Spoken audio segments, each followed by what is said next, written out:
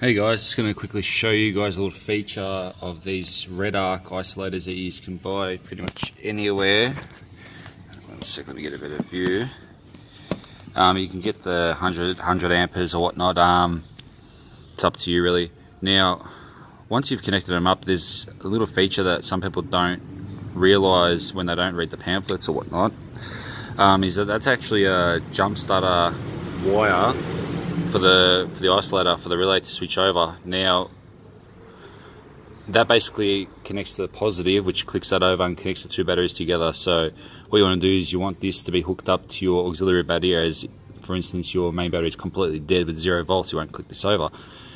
I've ran this cable, dual core cable, which you can see here, into the cab and hooked it up to a switch basically. I've been using this for a while because winter my battery hasn't been working properly, so I did leave a wire here just to basically jump it from here to the battery right here. And today I figured, you know what, I'll just get it done, get over and done with, put the switch in the car and run the cable.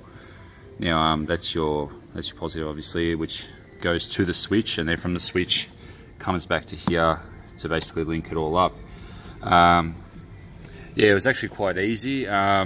Anyone can do it. You need probably about two meters of wire, dual core wire. Yeah, I'll just quickly show you what I've done. So basically I've just run it through the firewall and actually just fit it up here. I actually didn't need to even unscrew this.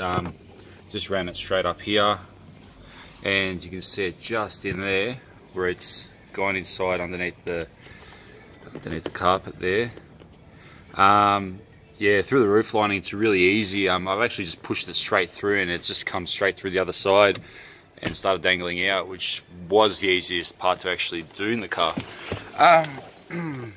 Once I did run it through, all I did was I hooked up to this switch. Just used two female terminals, just crimped them on, and that's pretty much it. So now once I flick the switch, the isolator would kick over and it'll link the batteries up. Hopefully you can hear it.